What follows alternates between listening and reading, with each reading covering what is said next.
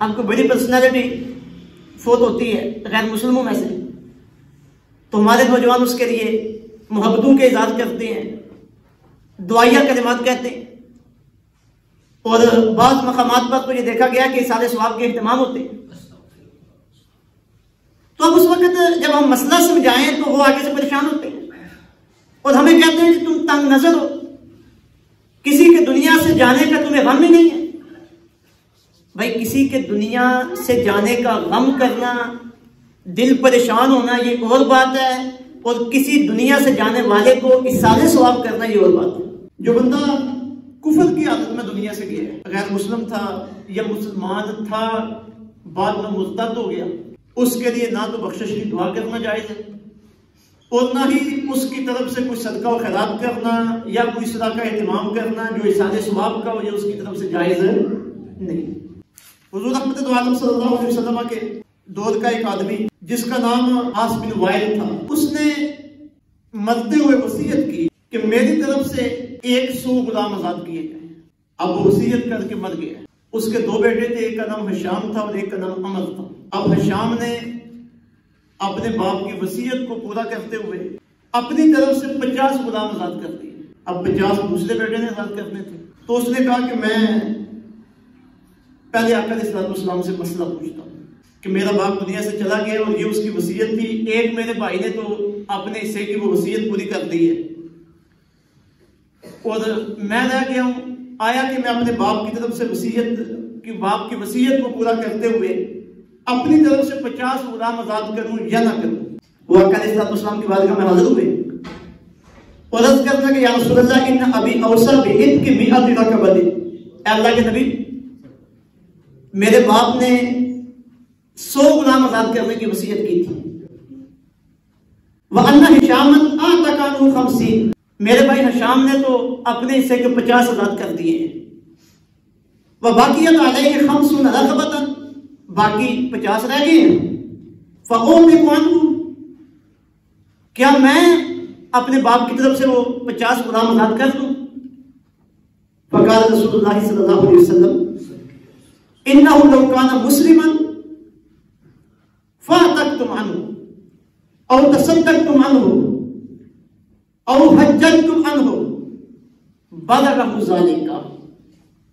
فرمایا اگر تو تیرا باپ ہوتا مسلمان اور تو اپنے باپ کی طرف سے صدقہ کرتا، اپنے باپ کی طرف سے غلام آزاد کرتا، اپنے باپ کی طرف سے حج کرتا، تو تیرے اس عمل کا ثواب تیرے باپ کو پہنچتا۔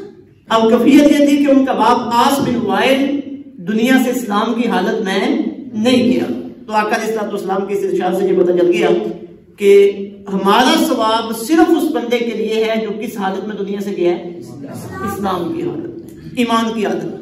جب ہم کہتے ہیں قادیانیوں کے لیے بخشش کی دعا جائز نہیں ہے، ہندوؤں کے لیے، سکھوں کے لیے، یہودیوں کے لیے، ہم کو بڑی پرسنالٹی فوت ہوتی ہے غیر مسلموں میں سے تو ہمارے نوجوان اس کے لیے محبتوں کے اظہار کرتے ہیں، دعائیہ کلمات کہتے ہیں، اور بعض مقامات پر تو یہ دیکھا گیا کہ اصالہ ثواب کے اہتمام ہوتے ہیں۔ تو اب اس وقت جب ہم مسئلہ سمجھائیں تو وہ آگے سے پریشان ہوتے ہیں اور ہمیں کہتے ہیں کہ تم تنگ نظر ہو، کسی کے دنیا سے جانے کا تمہیں غم ہی نہیں ہے۔ بھائی کسی کے دنیا سے جانے کا غم کرنا، دل پریشان ہونا یہ اور بات ہے، اور کسی دنیا سے جانے والے کو اصالہ ثواب کرنا یہ اور بات ہے۔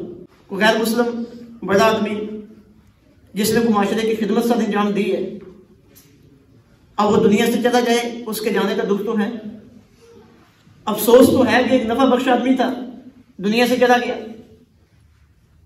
لیکن اس کا معاملہ صرف افسوس تک ہے،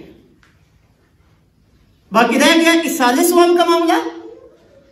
تو اصالہ ثواب کے متعلق دین کی ہمارے لیے جو رہنمائی ہے وہ صرف اتنی ہے کہ تمہاری بخشش کی دعا اور تمہارا اصالہ ثواب صرف اہل ایمان کے لیے، غیر مسلموں کے لیے نہیں۔ قرآن شریف میں اللہ تعالیٰ کا ارشاد گرامی ہے کہ جو غیر مسلم دنیا میں ایسے کام کریں جو انسانیت کے لیے نفع کا سبب ہو، اور وہ سمجھے کہ ہم بڑے نیک اعمال لے کے اللہ کی بارگاہ میں جا رہے ہیں، تو فرمایا جب وہ ہماری بارگاہ میں آئیں گے وَقَدِمْنَا إِلَى مَا عَمِلُوا فَجَعَلْنَاهُ هَبَاءً مَنْثُورًا، فرمایا ہم اپنی شان کے مطابق آگے بڑھیں گے اور ان کے اعمال کو اڑتی ہوئی خاک بنا دیں گے، کیونکہ مخلوق کی تو وہ خدمت کرتے رہے۔ مخلوق کس کی ہے؟ مخلوق اللہ کی ہے نا، تو پہلے اللہ کا حق ہے پھر مخلوق کا حق ہے۔ مخلوق کا حق تو انہوں نے پہچانا لیکن اللہ کا حق نہیں پہچانا، ان کا معاملہ عہدہ رہ گیا۔ پہلے وہ اللہ کا حق پہچانتے، پھر وہ اللہ کی مخلوق کا حق پہچانتے، تب ان کی خدمت انسانیت اللہ کی بارگاہ میں قبول تھی۔ انہوں نے جو دنیا میں مخلوق کی خدمت کی، اللہ تعالیٰ نے انہیں دنیا میں اس کا بدلہ دے دیا۔ اب وہ دنیا میں بدلہ کیا؟ نیک نامی۔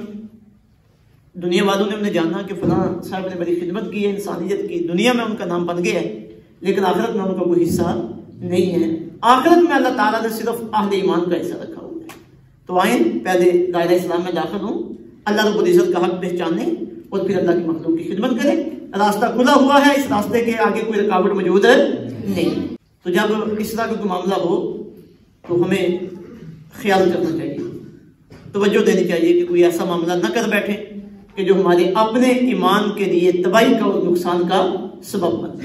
افسوس تو کوئی بھی نفع بخش آدمی ہے اس کا کیا جا سکتا ہے، جانوروں کے جانے کا بھی افسوس ہوتا ہے، وہ تو ہماری استعمال کی چیزیں ان میں سے کوئی ضائع ہو جائے تو اس کا بھی افسوس ہوتا ہے، لیکن بخشش کی دعا اصالِ ثواب سے غیر مسلموں کے لیے نہیں ہے، صرف اہل ایمان کے لیے۔